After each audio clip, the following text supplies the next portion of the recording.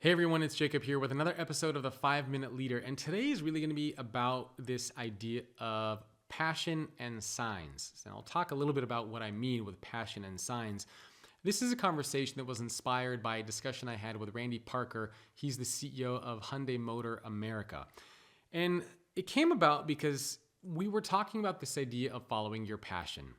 And there's a lot of people out there, for example, me included, who are passionate about certain things that don't have a career in those things.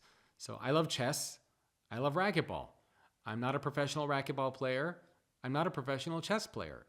So the idea of following your passion inherently, I don't think is good advice. So during the conversation, I had this idea of, I don't know exactly what you want to call it. So you're the first audience that I'm sharing this with. It's this idea of passion plus signs. Passion plus signs, I think, is what equals career success. So what do I mean by that?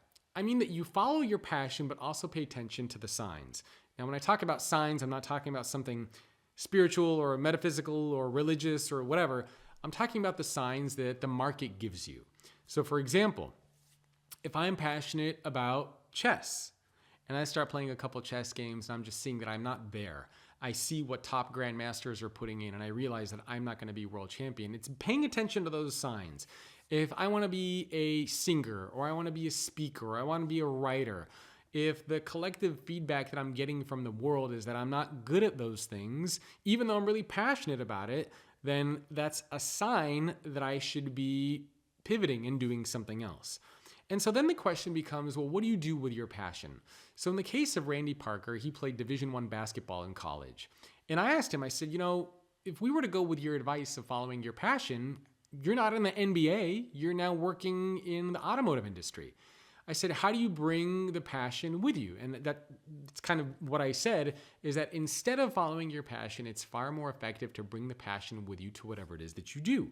So in Randy's case, for example, he brings that spirit of competitiveness, of winning, of teamwork. He uses a lot of analogies from basketball in how he leads his teams. So he's able to bring that passion of basketball with him into how he leads his team and into how he works.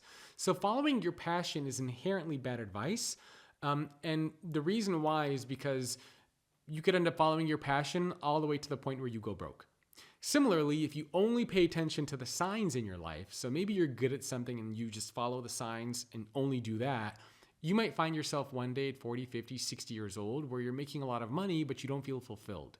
And so this is why it's important to pay attention to both of those things. What are you passionate about? But at the same time, where is the world, the market, your team, your community, society telling you to aim that passion, and how can you bring that passion with you to whatever it is that you do? So that's really what I wanted to talk about in today's 5-Minute Leader, something I think that is important for a lot of people to realize. So ask yourself, what are you passionate about?